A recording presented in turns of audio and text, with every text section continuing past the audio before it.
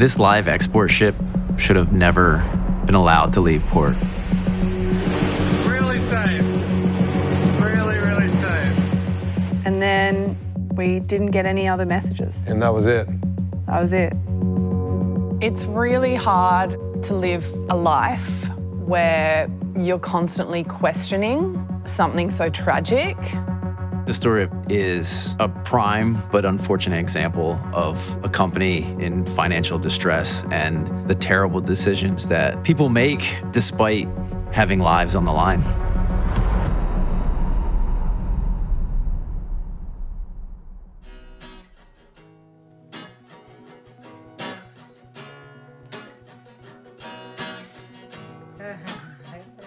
My brother was Will Mayprize. He was a stockman on live export ships. Oh my God. I just got out of the water. So I'm just going to show you this cave. His travel was a real thing of the family that we all loved. Whenever he traveled, he'd send us emails and always FaceTime us. Hello, family. So I've just arrived to my workplace. This job came up to go on this boat for like a month at a time to look after the cattle. It aligned with his travel and adventure aspirations. Live export is any international shipment, transport of live animals, whether that's cattle, poultry, anything overseas from one country to another, by sea, by air, or land. A handful of countries dominate the live export trade, including New Zealand and Brazil. The world's largest exporter, Australia, shipped 2.4 million animals in 2019. It's a growing industry, jump-started by demand from China over the past decade, for both meat and to build out their farming production. Other countries, particularly in the Middle East and Southeast Asia, purchase live animals because of cultural or religious preferences for fresh meat, or meat slaughtered a certain way. The global shipping industry is worth about $2 trillion. In contrast, live export consists of 150 ships, and it generates, the estimate is $120 to $150 million. Safety is a major issue with live export. There was an investigation done by The Guardian in 2020 that found throughout the 2010s, the industry was 2 times as dangerous as the rest of the global merchant fleet. The average age for cargo vessels is about 10 to 15 years old, whereas the average age of live export ships is about 30 years old. I'm Dr. Lynn Simpson, and I'm an Australian veterinarian. In total, I did 57 voyages, mostly from Australia to the Middle East, but also to Russia, Libya, Turkey, Madagascar. Every ship leaving Australia has to have an onboard veterinarian to look after the animals and to report back to the government. The live export trade's difficult for some people to visualise. So they're like a multi-storey car park. Each deck's the same, it's concrete, it's cattle, it's concrete, it's cattle, it's concrete, it's cattle. And the animals don't have a great time. I don't believe anyone can go through those voyages and say we're doing the right thing by the animals. Oh yeah, looks like a bit of a rust bucket.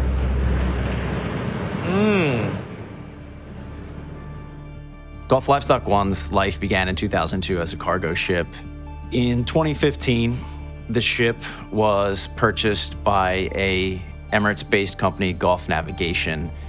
Mark Consult, out of Hamburg, Germany, managed the ship. Since Gulf Livestock 1 was retrofitted in 2015 to hold about 475 livestock pens, it had myriad issues over the years, but in 2019 in particular, it started to have very serious and quite frequent issues that were flagged by various ports. In August 2020, the delivery for Gulf Livestock 1 was a standard one to pick up 6,000 head of dairy cattle and deliver to a port called Tangshan, China. They had a total crew of 43, 39 Filipino crewmen, 2 Australians, and 2 New Zealanders. Do you want to see something really gross? Really fucking gross? When speaking to Will on the ship, That's lovely. only really towards the end did he start to see the dodginess of what he was actually doing in those last few days.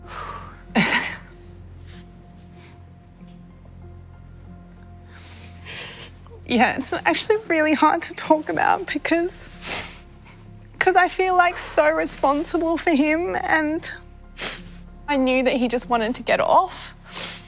I could really sense it. So the ship leaves on August 14th.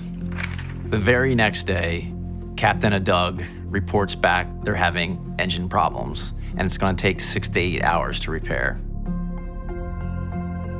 For the next 2 weeks, not much is reported back to Mar Consul in Germany. And then on August 28th, Captain Doug received the first report of a developing storm in the Philippine Sea. Mar Consul did tell him take any type of stringent maneuvers that he deemed necessary in order to avoid this weather system. They put the onus on him.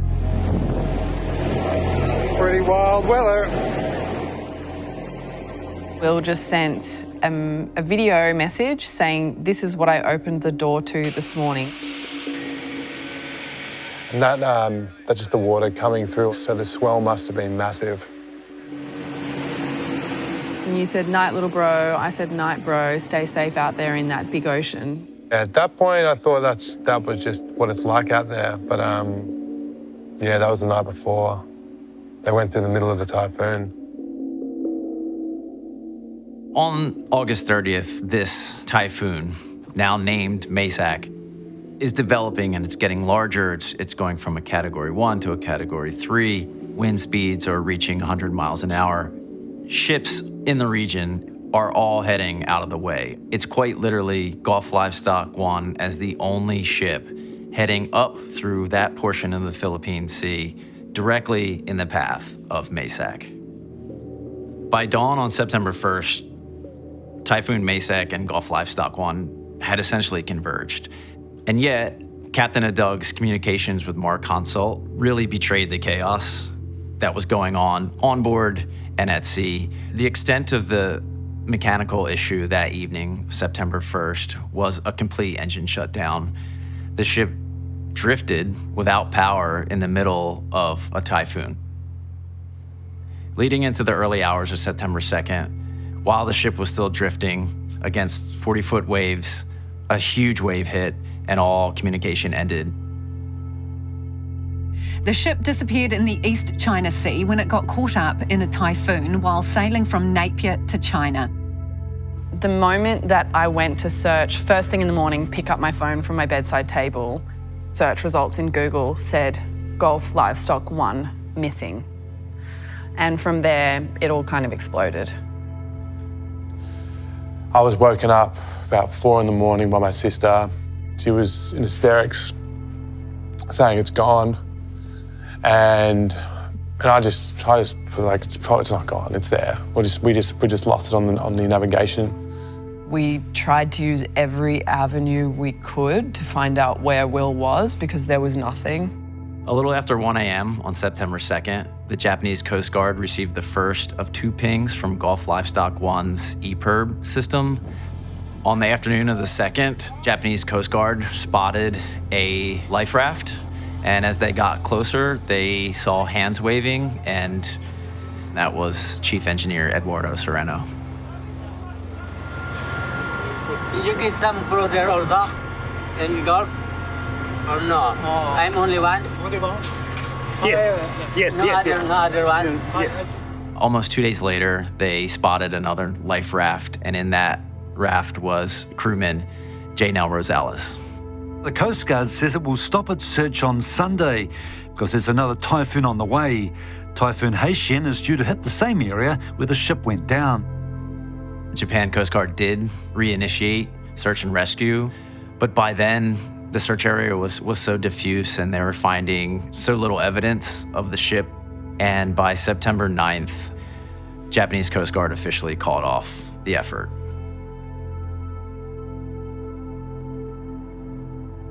We saw how slowly things were moving. So what we started to do was reach out to media to kind of just get that story out here about what was happening and what was needed. We were able to kind of put a task force essentially amongst ourselves, private searches with aviation, with ferry boats, with local people. We found debris, we found all sorts of things that kept leading us on, and I think we were doing it for months and months with the possibility that any of them were still out there. The body of another Filipino crew member was discovered in the water, and the remaining 40 crew members were never found. Throughout the entire process of reporting this story, it was clear that everything at every step of the way was shrouded in some type of mystery. Since Gulf Livestock 1 was flagged by Panama, the country was in charge of conducting the accident report. Its investigators noted that Gulf Navigation and Mar Consult acted very poorly in terms of providing them with information. At that point, it was really just about talking to people familiar with the merchant maritime industry, which is incredibly murky and vague and difficult to crack. And then I actually connected with a lawyer in the Philippines who he focuses on seafarers, connecting me with people in the industry.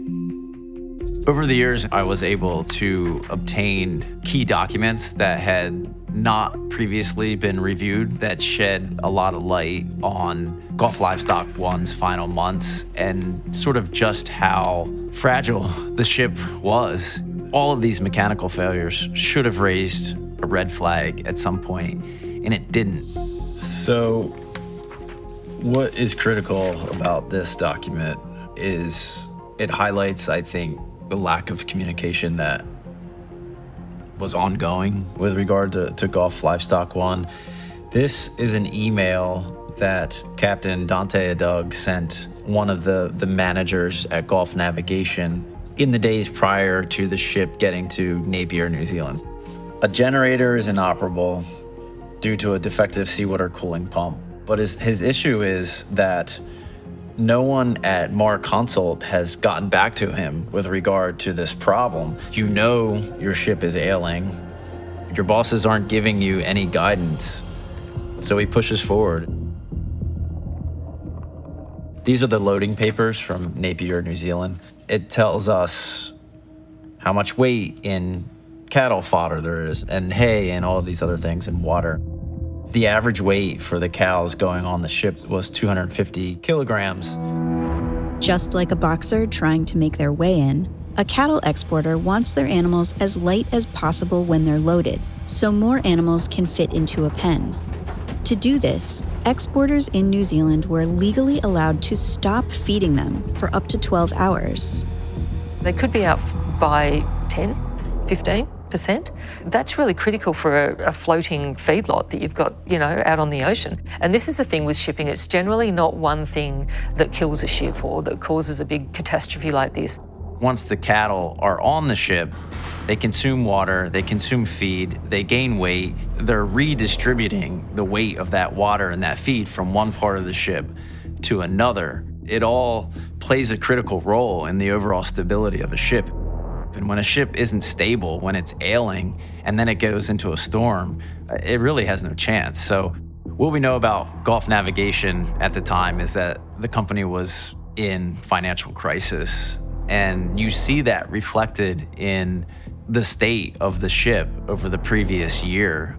With all of the mechanical failures, with all of the red flags, it was allowed to keep going.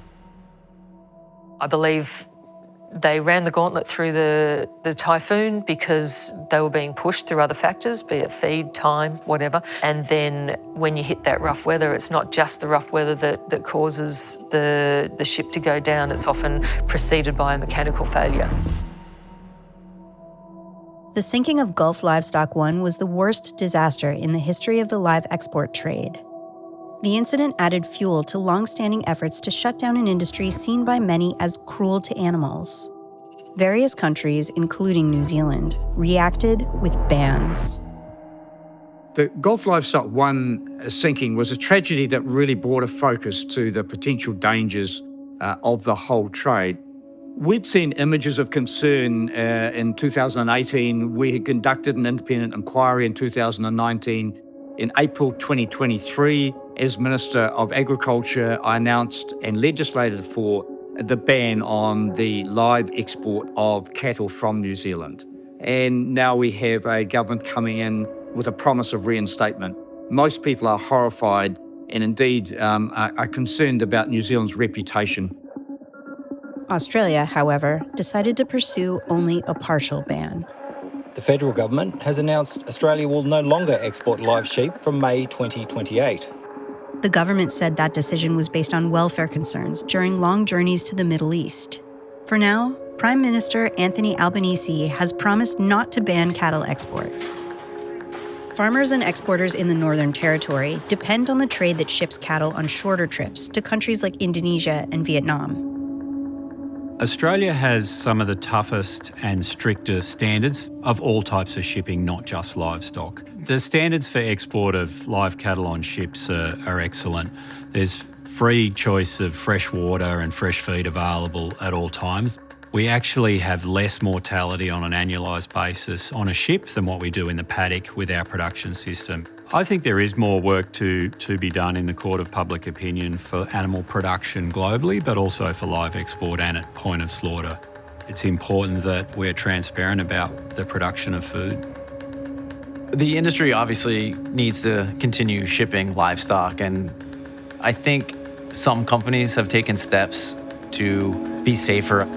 They're operating only purpose-built ships for live export, so they're far more stable than a converted vessel. That's one of the key steps that the industry can take to just make everything a bit safer for everyone.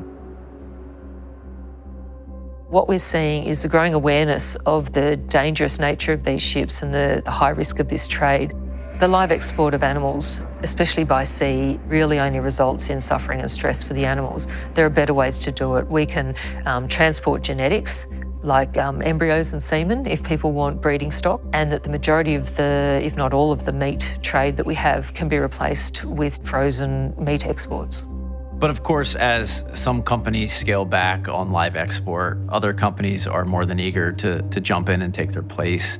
Live export is growing in South America, countries like Brazil, Peru. They are exporting more and more beef cattle to the Middle East and other places in the world. There's human beings on these ships that are part of this global commerce in these lightly regulated industries. It's a question of who do you want regulating an industry and an appetite that's not going away. While some export companies are taking advantage of newer ships that are safer for both cargo and crew, others will continue to rely on repurposed vessels like Gulf Livestock 1.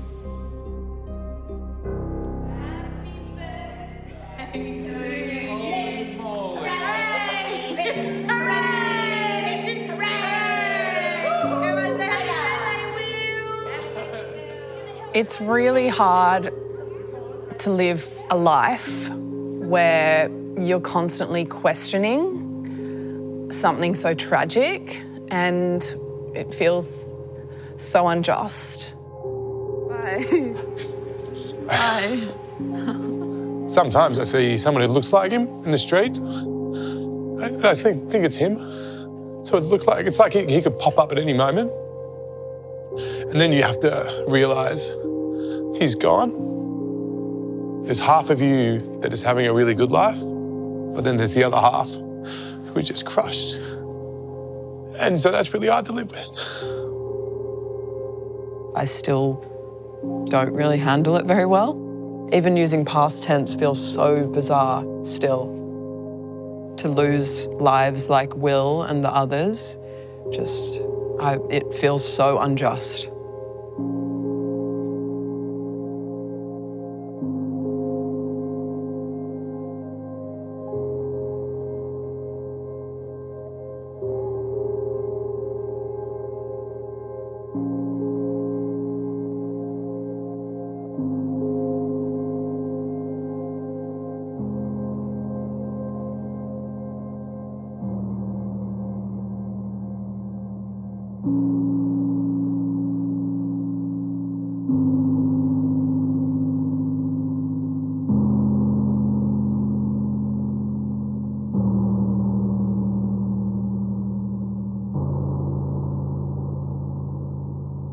you.